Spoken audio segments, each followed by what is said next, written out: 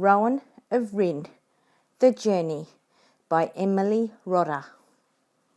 Chapter 11. The Snare. The torches were damp, but at last they managed to light one. The map, tightly rolled and securely wrapped in Rowan's clothes during the swim, had survived. John and Marley crouched beside Rowan as he unrolled it and spread it out on his knees. The red lines continued upward, twisting and turning, and in the next blank space the verse Rowan had come to expect had appeared. Left or right? Which will you take? For both of them your heart will break. One is cruel, one is fair, one a passage, one a snare. Choose the one that hides the light, and you will know your path is right. They all looked up at the huge stone face. The gleaming eyes still cast their reflections over the water, and now that they were directly below them, they could see that they were hollow. They were entrances. To what? Which one was the door that led to the mountain top? Rowan bent his head to the map again. The outline gave no clue. There was no marking showing twin passages. The only clues were in the verse. We will look at both and decide, John said. But when they had climbed the rocky face and peered into its eyes, they found that both caves looked alike. The walls of both were gleaming with a strange white-blue fungus that shone in the dark. Both were roughly the same size and shape, though the left was slightly higher and wider than the right, and from both came a sighing, breathy sound. What does it mean? One is cruel, one is fair, demanded Marley. They are both the same. It says we should choose the one that hides the light, Rowan pointed out. Perhaps we should try each of them in turn to see where the torch flickers and dies. Marley moved uncomfortably, shaking her damp hair from her eyes. Agreed, said Strong John. We will first try the right-hand side. Who knows but that the last line of the verse is speaking the absolute truth, as it was in the swamp. It says, your path is right. Perhaps it means just that. They hurled up their torch to Alan and watched him raise his in answer, and turned away to begin his lonely journey back to the cave entrance. Then they crawled up into the right-hand passage. It curved immediately, then curved again, and Rowan soon lost his sense of direction. He could walk upright, but Marley and John had to bend their heads slightly, for the roof was low. They crept along, stumbling on the rocky floor, and the flame of the torch burned as brightly as ever. Then abruptly they came to a halt. In front of them, the cave-like passage narrowed into a low tunnel, barely large enough to crawl through. That settles it, panted Marley. A snare, if ever I saw one. Now we try the left. It was too much to hope for straight advice from Shiva. The left-hand passage was easier to walk in. It was straight at first, and larger than the other, and its sandy floor was smooth. But again the flame of the torch did not flicker.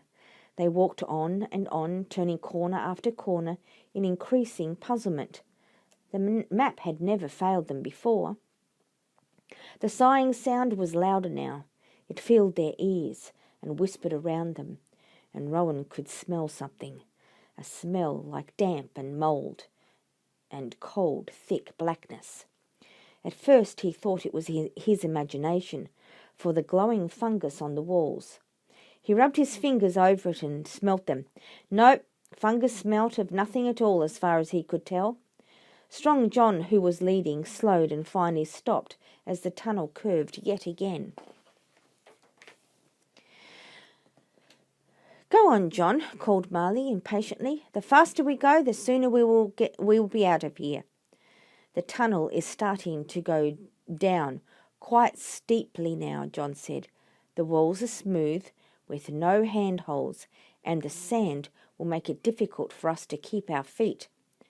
I do not like this place, Rowan murmured. It looks fair, as the rhyme said, but it feels like danger. One is cruel, one is fair, one a passage, one a snare. Fear fluttered in his chest. Nonsense, Marley said. We have no choice. The other way is blocked. Not quite blocked, said John, turning to face her. There is room to crawl. It would be a cruel journey, but perhaps it is the way after all.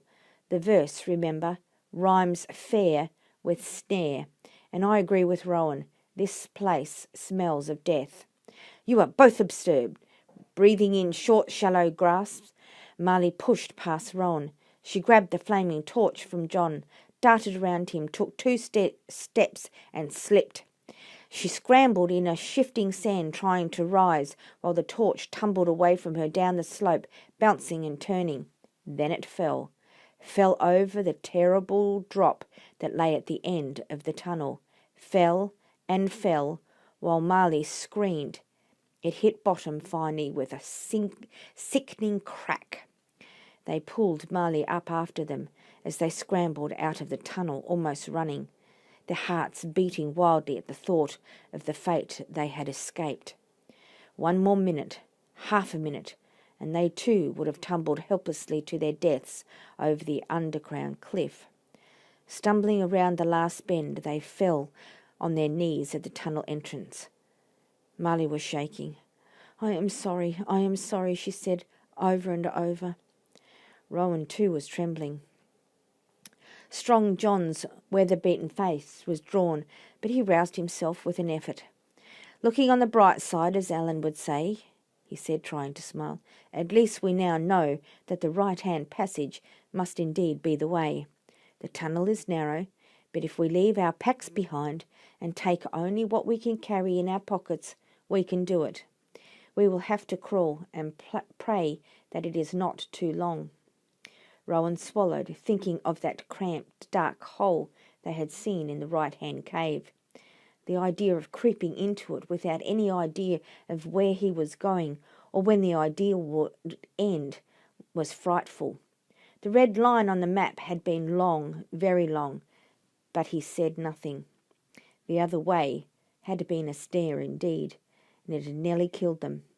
If they were to reach the mountain top, they were going to have to crawl. So be it.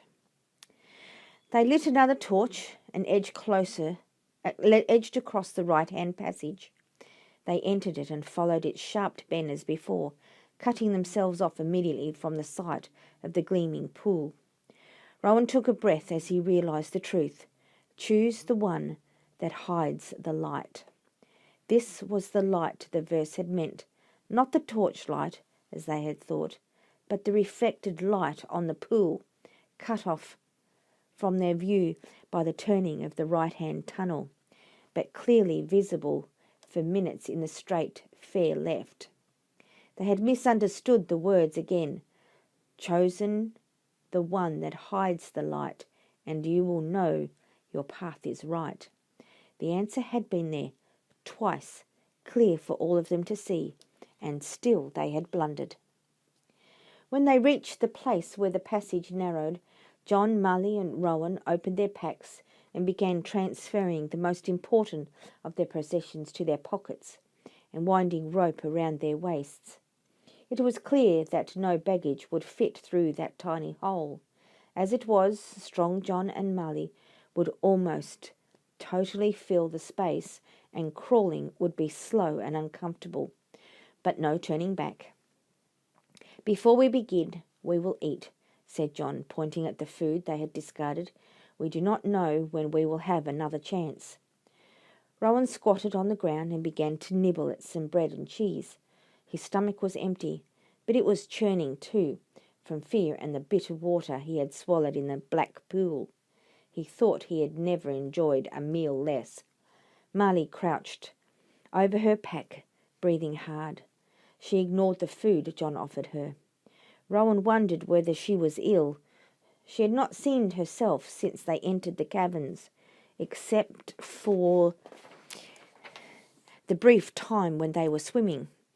Now she was obviously in distress. Sweat was breaking out on her forehead, and she bit her lips as she pulled out her sleeping blanket and cast it aside with shaking fingers. "Marley," Strong John's voice was low. She stiffened, but did not raise her head. "Marley," he said again, "it is the tunnel, is it not? It is the smallest of the tunnel that worries you." "I am not afraid," Marley said loudly, but still she did not look up. "Once we begin, Marley, there will be no turning back," John said. "If you feel you cannot do this, you should say so now. You have been uneasy ever since we entered the caverns. We have all seen that. You fear enclosed spaces." "I do not. I am not afraid," Marley said again, but her voice was thick. She threw back her head and looked John in the eye. She was quivering with fear and tension. "I am ready," she said. "Let us begin." She walked to the narrow opening and threw herself to the ground. Slowly she began to wiggle into the tunnel. They watched her head and shoulders disappear into the gloom, then her body, then her legs and feet. They felt her agony of mind as if it were a living thing, but they could do nothing but wait. Only when at last her strength broke, she began to scream and gasp, to cry out to them and beat at the rocky walls.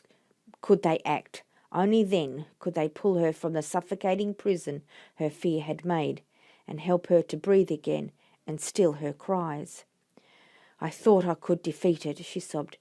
"I was sure that this time, for such an important task, I could do it. But it overwhelms me, John, as it always has." She buried her face in her hands. "It is all right, Marley. Marley, be still," soothed John. "I do not like any shut-in place," Marley whispered. "But when I cannot lift my head and shoulders, when I cannot move my arms freely, it is as if I cannot breathe. I cannot even wrap myself tightly in a blanket for fear of it." She lifted her head and gulped at the air. "So I saw last night," said John, smiling. "I thought perhaps you did not fear the cold." "I nearly froze," Marley managed to answer his smile. "John, I am sorry. And Rowan, what will we do now?" "We will do what must be done," said John simply. "I will continue. You have a compass. Rowan has the map. You two will join Alan and together make your way back to Rin. If you follow the way we came with every care, and remember—" Marley stared at him in horror. "But you cannot go on alone, John, you cannot." "Marley, I must.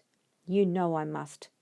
"No," Rowan heard his own voice, aloud in the echoing space of the cave. He could feel his face burning. "You cannot send me home. I have the map. You need the map. There are 2 blank spaces left, 2 verses of warning still to come. You need to know what they are, Strong John. You must take me with you." "I cannot do that, Rowan." John shook his head. "I will not go back," cried Rowan. "You cannot make me." He ran over to the narrow passage entrance and sat down in front of it. "I must hold the map for you," he said. "I must find the water for the Buksha. I promise them." He set his chin. John stared back at him in helpless silence. Marley half smiled. "It seems you have met your match, Strong John, with the son as well as the mother." He regarded Rowan curiously. "Who would have thought it?" John hesitated, then gave in. "Very well," he sighed.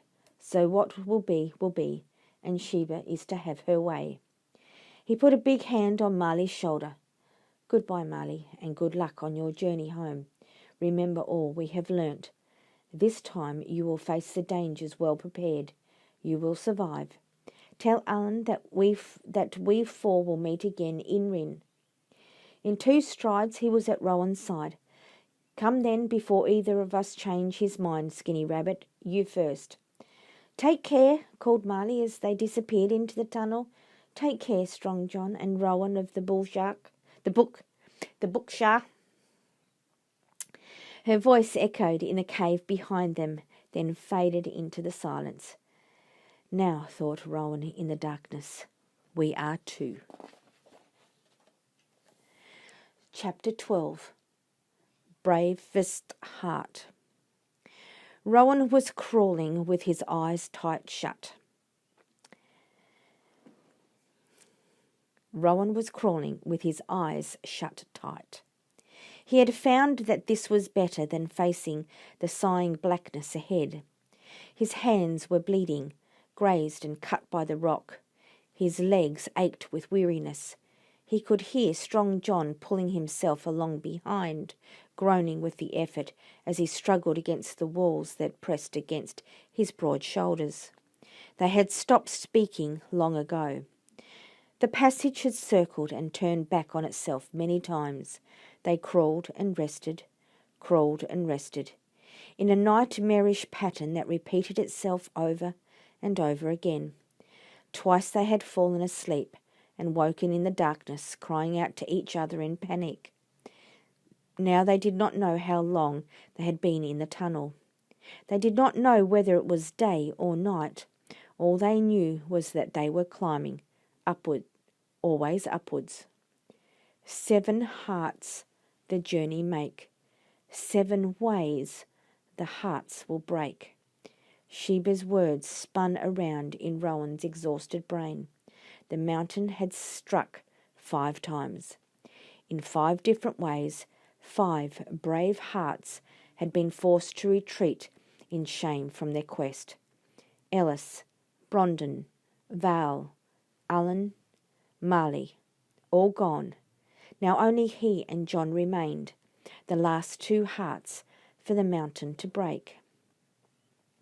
The tunnel narrowed, and he reached yet another turning. With despair he heard the scraping of strong John's boots and clothes against the rock, and struggling gasps as John heaved himself forward and then lay still. John's every move was hampered by the tunnel walls that gripped him.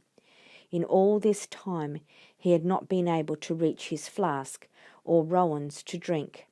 He was nearing exhaustion, and so was Rowan. If they should come upon a blockage, a fallen rock, anything, they were doomed. Rowan knew that he would not have the strength to move it, and John was tightly wedged behind him. Panic rose in him, as it had so many times since this terrible journey began. He screwed up his eyes more tightly and breathed deeply. He had discovered that this helped. Star helped too.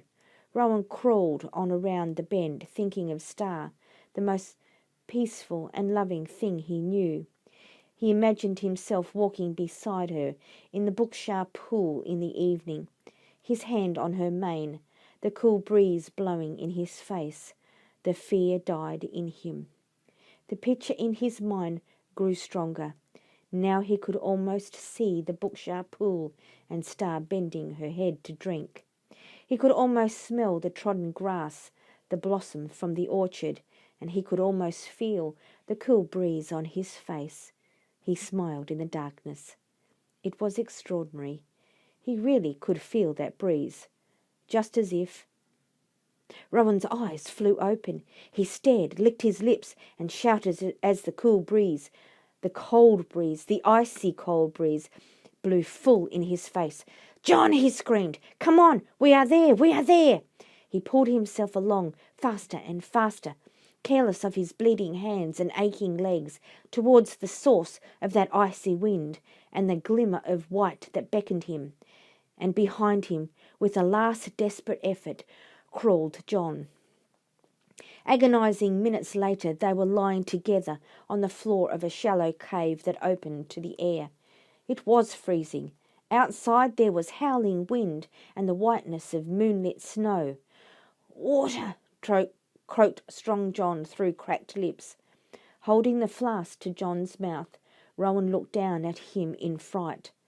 John's clothing had been torn away by the rock in many places, and the skin beneath was grazed and bleeding. His face was grey, his eyes were closed, the water bubbling from his mouth and dripping to the ground. He shivered without stopping. Some sticks and dried leaves were heaped in the corner of the cave, blown in by the wind. Rowan gathered them together, found John's tinderbox, and managed to light a fire. It smoked and spluttered, but at least it gave out a little warmth.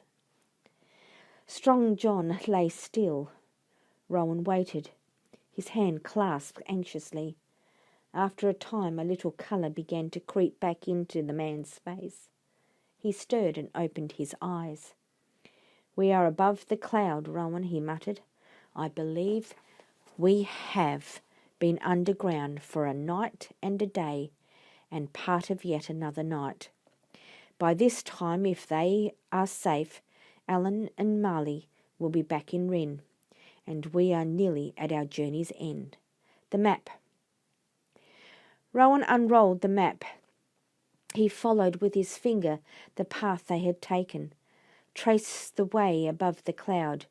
"We are almost at the top of the mountain," he said slowly, "and close to us, very close, there must be another cave or something like it, very large, very deep. The red line ends there." He swallowed. His eyes had moved to the second last blank space. "And the verse?" John's voice was very weak. "Read the verse." Rowan read it aloud, the map shaking in his trembling hands. "Fire, water, earth and air all meet in the dragon's lair. 6 brave hearts have failed the test. 1 continues in the quest. Remember well the words you know. Where on to find your fate you go." "So," said John, and closed his eyes again. "Bravest heart will carry on." "But John, the verse does not speak truly," said Rowan. "There are 2 of us. 2. John moistened his lips with his tongue. "No, Rowan, I am finished. You must leave me here, and at dawn go on alone.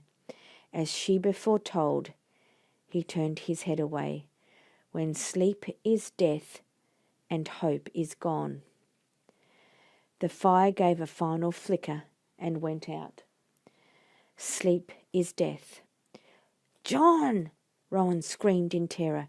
He shook John's shoulder savagely so that the big man stirred and groaned. "John, do not go to sleep. It is too cold. You are too weak. You will freeze. You will die. John, get up." John did not move. Rowan sobbed, beating at the ground.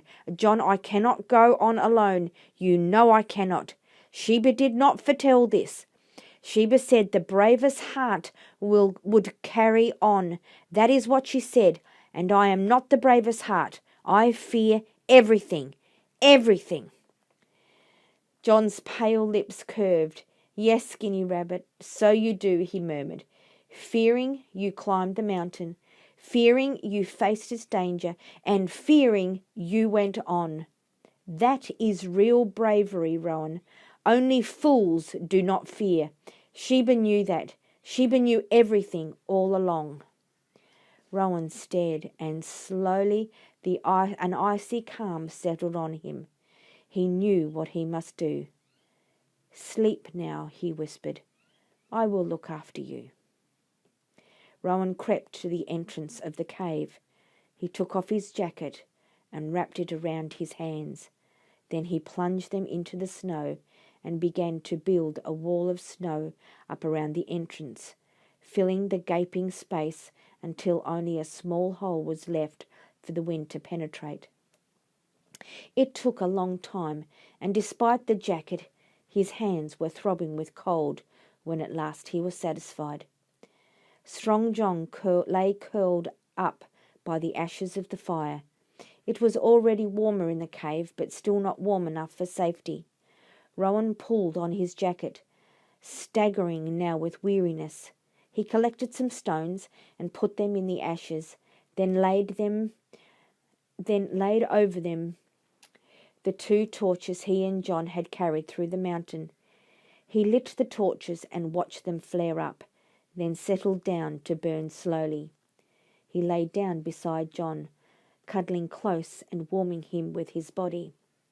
The torches would heat the air. They would heat the stones. The stones would hold the heat after the fire had died. And hope is gone. No, no, the verse had reckoned without him. He still had heart and hope. Now, with luck, the dawn would find both him and John alive. Then they would see. Rowan closed his eyes at last and slept. His sleep was deep and dreamless, and when he awoke he thought at first that no time had passed. But then he saw the pale light that streamed into the cave through the hole in the snow wall, and became aware of the silence. It was dawn, and the wind had dropped. Rowan sat up and with beating heart peered at John. He was warm and breathing. Gently Rowan shook his shoulder.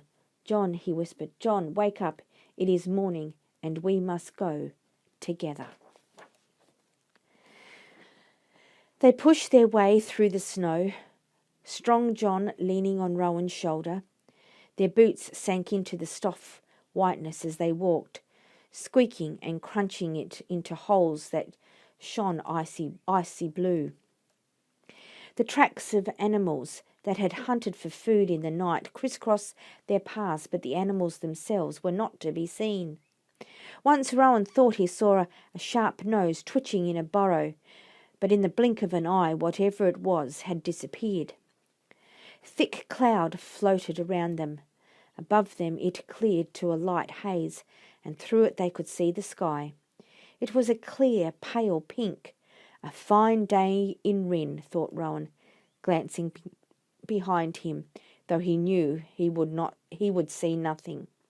Rin was somewhere there below, but the cloud hid it from view. He felt John's compass in his pocket, the map in his belt. "With these I will find the way back," he promised himself. "However long it takes, I will bring strong John back to Rin. I will see Mother again, and Star, and the Bookshire Pool in the dawn. I will."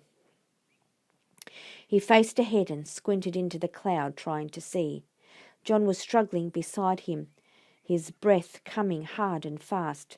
Now he was leaning more heavily on Rowan's shoulder, but still he moved on without complaint. Rowan was filled with pity for his suffering and wondered at his courage. "All well, John?" he asked as cheerfully as he could. "Nearly there now," and was struck by a sudden memory, an echo of strong John's voice saying those very words to him, in just the same way, on that first morning as they walked away from Rin. Rowan caught his breath. Had John's heart been aching for him then as his ached for John now? And for the same reasons. Had he been wrong, quite wrong, about John all along? "Rowan," John clutched his shoulder, "I think I see something."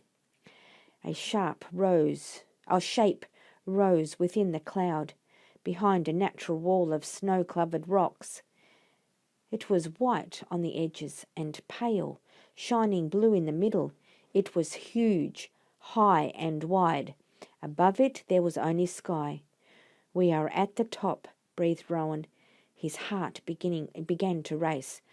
But slowly they moved closer, and as they did so, they understood.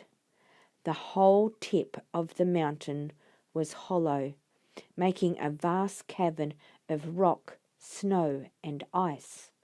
The cavern's walls soared to the heavens, flashing in the rising sun like white fire. Fire, water, earth, and air. A thick carpet of powdery snow covered the ground from its entrance to the wall of rock where it stood. Rowan stared. There was no sound. No tracks marked that flat carpet of snow. Nothing at all had crossed this place for a day at least, perhaps many days. He helped John over the rocks and they walked to the cavern entrance and cautiously peered inside. White. Nothing but blinding white and shadowy blue. Huge icicles fringed the entrance and the roof. Weird ice shapes covered the walls, rose from the floor, and everywhere there was snow. Their eyes dazzled. They moved forward, blinking, climbing over the ridges and drifts that covered the floor, gazing in wonder. Rowan turned to John to speak, saw his face change, the look of horror.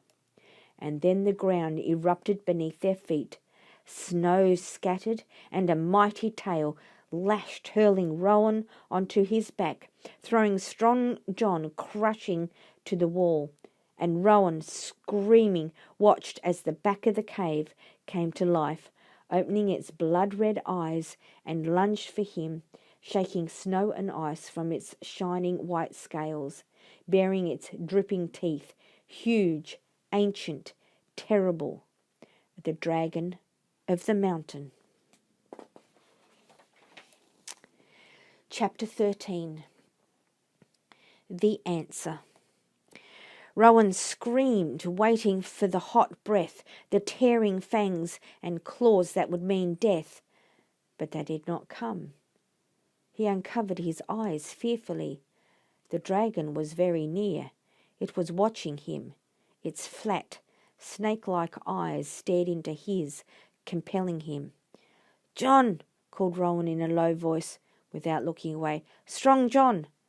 "I am here," came the answer. "The creature's tail has me pinned to the wall. I cannot move. Rowan, save yourself if you can." The dragon growled. It turned its head towards John's voice, then looked back to Rowan. It swayed its huge body and clawed at the soft place in its neck where dried blood crusted wounds made over many days. Its eyes were red pools of anger and something else. Rowan saw it, and in amazement recognized it for what it was, dumb animal pain. He slowly got to his feet, never breaking his gaze. "What ails you?" he said quietly, in the voice he used for the bookshar. The dragon lowered its head and opened its jaw. It moaned, deep in its throat, needle-sharp teeth dripping watery blood on the snow at Rowan's feet. Hot, stinking breath beat in his face. Rowan shrank back, but again the dragon did not strike. "Rowan!" hissed Strong John. "Back away slowly and go.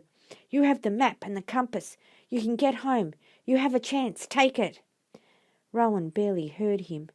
He was looking at the claw marks around the dragon's neck. An idea formed in his mind suddenly, became crystal clear. He glanced around the cave. No bones or flesh, just fresh, white snow. "You have not been eating," he crooned to the dragon, as if he were talking to Star. "You have not been hunting, yet your jaws drip blood." He met the dragon's eyes. Long ago, in a very different place, and in a pair of very different eyes, he had seen that look before. If he could earn the beast's trust. He made his decision and took a deep breath. "I think I know what is wrong, and I can help you," he said. "I am a friend, a friend." The dragon stared at him unblinking. "Be still," said Rowan. He moved closer. He looked into the red and dripping mouth, then leaned inside further and further until he found what he sought. Look in the fiery jaws of fear and see the answer white and clear. The bone was sharp and white, and it had jam between a tooth and the back of the dragon's throat, as a twig had once caught in Star's throat. Rowan had removed that twig. He could remove this bone. He worked gently, knowing the agony the creature was feeling. The dragon growled. One wrong move and those terrible jaws would snap close. Little by little, Rowan eased the bone loose. At last, with a delicate twist, he pulled it free. He backed out of the dragon's mouth and towards Strong John, holding the bone in his hand. "Now," he said softly, "now let us go. You are well. You can hunt. Let us." The dragon's eyes flashed. It rose up on its hind legs. It beat its scaly white wings. At last it was free of the terrible pain that had stilled its roar and quenched its fire for so many days. The pain that had stopped it from hunting, wheeling through the skies above its cloudy kingdom. It was free and hungry. It roared, and the sound was like thunder, beating and echoing around the walls of the air. Icicles fell from the cave roof, smashing and splintering on the ground, and the ground itself shook.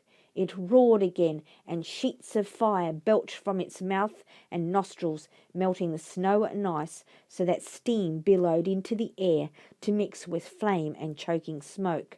Then it turned to John. Hunger burned in its red eyes. It would not yet attack the boy who had healed it with his gentle hands, but the man was a different story. "No!" shouted Rowan. He ran to John's side, slipping and sliding on the now icy floor of the lair. He threw himself down by the helpless man and shielded him with his body. The dragon twisted and roared, and John cried out in agony as the movement crushed him even more firmly against the cavern wall. Rowan pulled out his knife and stabbed desperately at the dragon's tail, but the knife blade bent and broke against the shiny white scales. It was useless.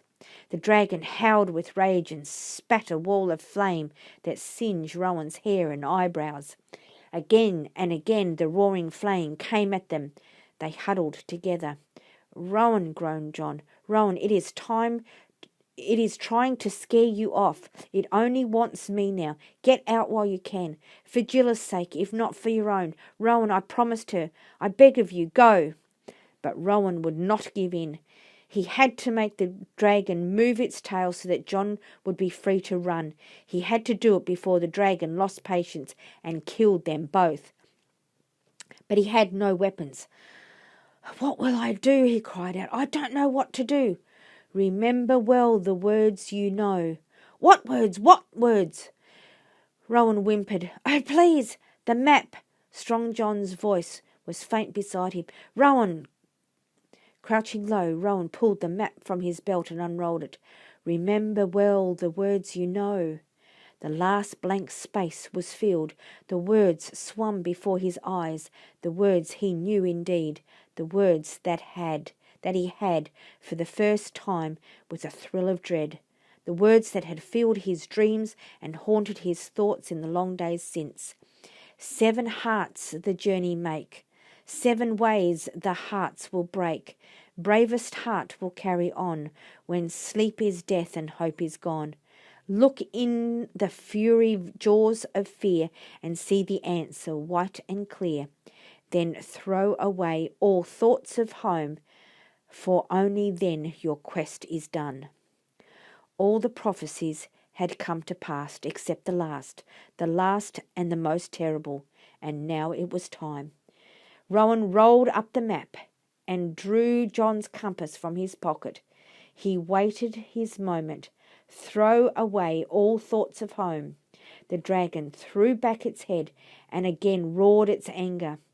Its soft neck scratched and torn by its own claws in its effort to dislodge the choking bone and end the pain, gleamed pale and exposed.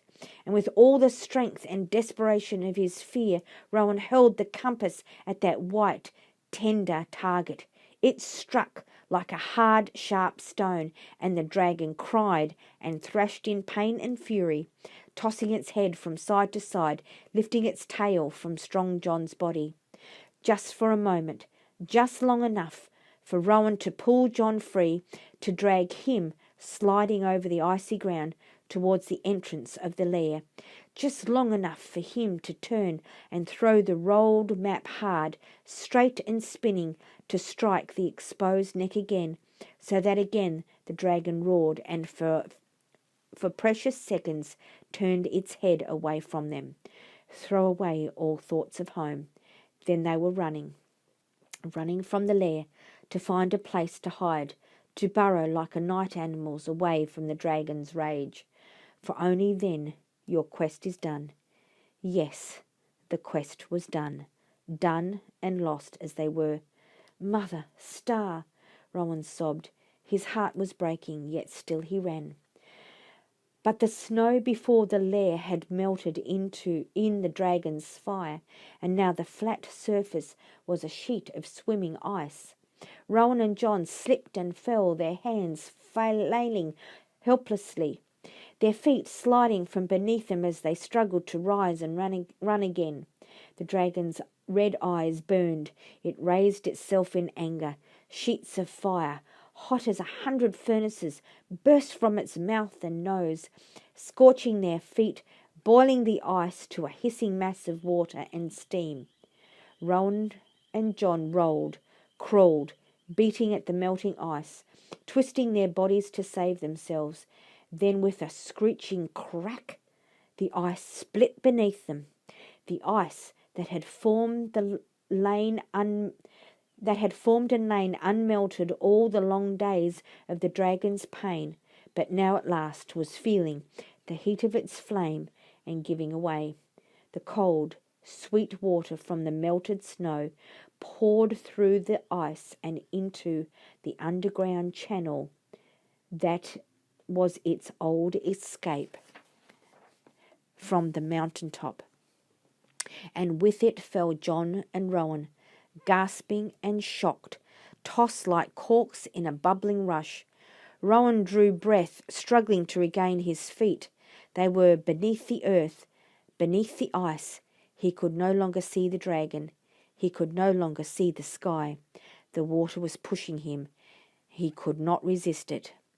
All was darkness and grassy smooth rock, freezing water and rushing sound. Rowan called for John and grabbed for his hand. All at once he knew what had happened. They had found out the secret of the stream. Sweet water foamed around them, pushing them along. They had released it from its icy prison. Now it was free to flow, and flow it would, down through the long, steep tunnel that was its track through the mountain's core, and it was taking them with it, down, down, to the village of Rin. Val and Ellis had been awoken before daybreak by a feeble tapping on the mill-house door.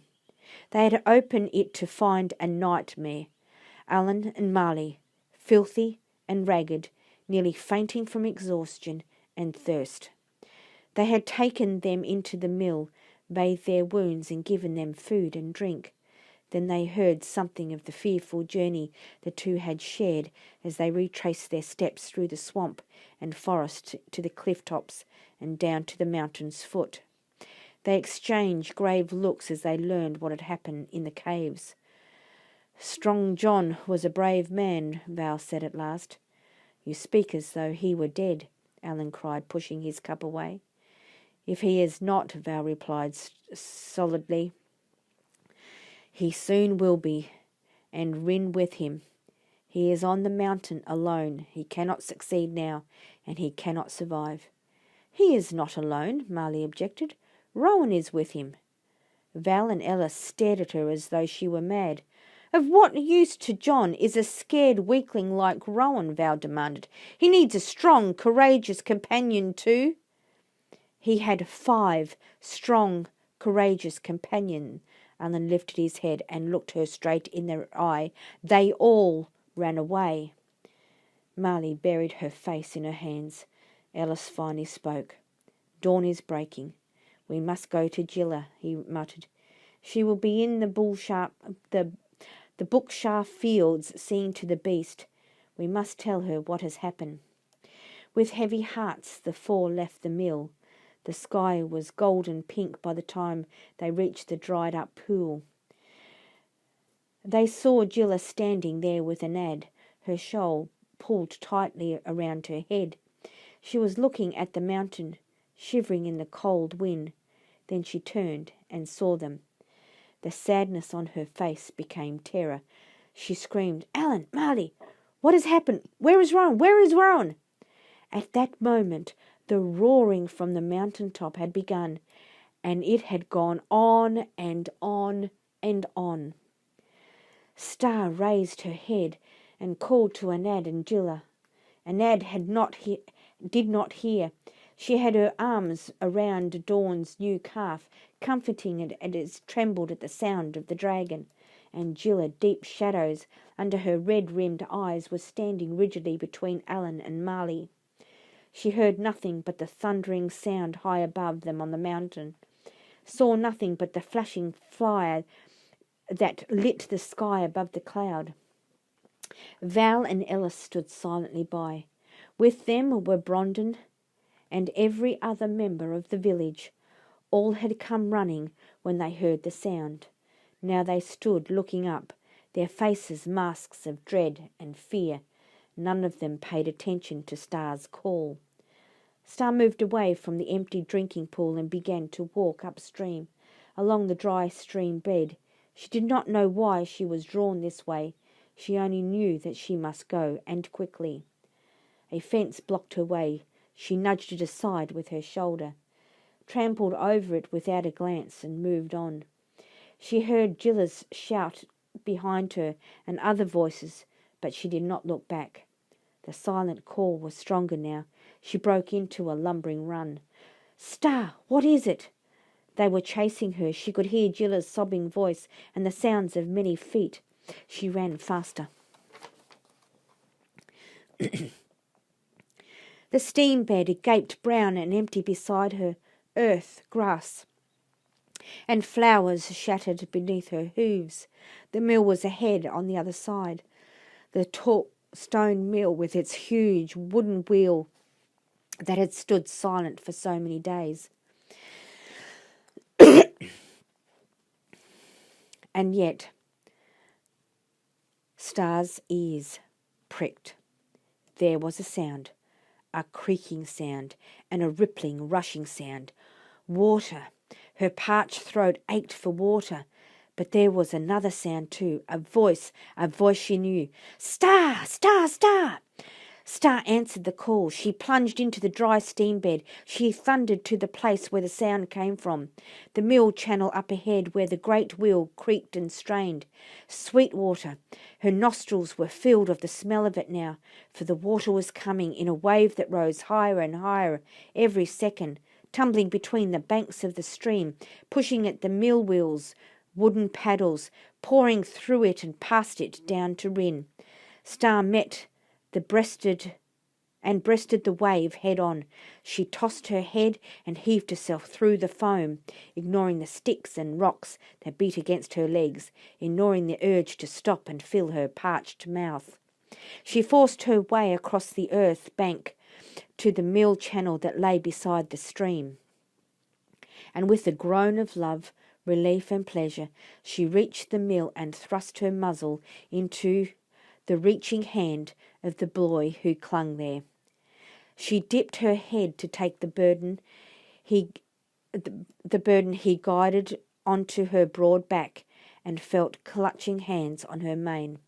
Slowly and carefully she waded into the foaming stream and threw it to the opposite bank, not looking back as the great wheel finally gave way to the pressure of the water and began to turn, crushing the branches and sticks caught between its blades. She clambered from the water. She felt Rowan's hands gripping her wool as he stumbled beside her, heard Rowan's voice in her ear. He was talking to her as he had always done, and he was talking to the man lying on her back, telling them both, "It is all right. We are safe. We are home." Rowan threaded his fingers more tightly through Star's soft, damp coat. "Home," he said again, tasting the word on his tongue. His mind whirled. Everything had happened so quickly. Their journey from Rin to the dragon's lair had taken long days and nights. Their return, the terrifying downward slide through the underground stream, had taken minutes. It seemed unbelievable that he was here, safe in the valley, with the grass beneath his feet and the morning breeze in his face. He screwed his eyes shut, suddenly afraid that this was a dream and he was still on the mountain top with the fire, the ice, the terror and despair. But when he opened them again, the green fields of Rin were still there, and Star, and the stream bubbling beside him. It was true. They were home. They were safe. The water had come back to Rin, and they had come with it. "Rowan! Rowan!" A cry shrilled in the distance. Rowan looked up. A figure was running towards them along the stream bank. It was Gilla calling to him, her arms spread wide. Anad ran a little behind her, and far behind them both surged a crowd. It seemed as if the whole village was there, racing towards him. As the people drew closer, Rowan could hear that they were cheering, shouting, laughing with joy. But his eyes were swimming. He could not see their faces clearly. He could only see Gilla's as she reached him at last, swept him into her arms, and hugged him as though she would never let him go. Rowan clung to her, listening to the words she crooned to him over and over again, feeling her overwhelming relief and thankfulness for the return of the child she thought she had lost, and her love, which at last he understood. And in that moment the old cold ache in his heart melted away like snow before the fire, leaving no trace behind. Together they lifted John from Star's back and knelt beside him. "I think his leg is broken," said Rowan in a low voice. "He is in pain, but he is alive." John's eyes opened, and he looked up at the two worried faces bending over him. So unlike, yet so alike. He tried to say something, struggled to rise, then fell back with a groan. "John, lie still," begged Gilla. "Do not try to speak. There is no need." The injured man wet his cracked lips with his tongue. "There is a need," he said. Rowan could see that every word was an effort for him, but he was determined to continue. "There is something I must tell you. Gilla, I promised that I would bring your son home to you, but it is Rowan who has brought me home. He made me go on when I would gladly have fallen and died. He fought cold and fire for me when he could have saved himself. He faced the dragon alone." Rowan crouched on the grass, one hand in Gilla's, the other resting on John's chest. He had not heard the crowd gathering behind him. He did not see the looks of wonder on their face as they listened to John's word. But John saw. With a great effort he raised his voice. "It is thanks to Rowan that the stream flows again," he said. "He never gave up. He would not give up. The smallest and weakest among us proved the strongest and bravest in the end. Rin owes him a great debt." There was silence. A tiny bird chirped in a nearby tree, and then a tremendous sound rose up. Rowan spun around startled. He saw cheering people all around him. There were Alan and Marley, their faces still streaked with mud, shouting and laughing and pounding each other on the back. There was Brondon clapping her hands, and the Millers, Val and Ellis, staring at each other in amazement. There was Neil the potter, his mouth stretched into a vast grin. The people from the gardens, and Timon the teacher, and all the others. "Rowan, Rowan," they were chanting. "Rowan of the Buckshire, Rowan of Rin." John smiled. "Skinny rabbit," he whispered, and well satisfied, saw Rowan begin to laugh. Star rumbled to herself. Quietly she moved away and lumbered to the edge of the stream, filled now to the brim with clear, sweet running water. She listened. Low, joyful bellows from the village reached her ears. The water had reached the Buckshire pool. The herd was safe. Rowan was safe. The stream ran again. All was as it should be. Star lowered her head at last to drink.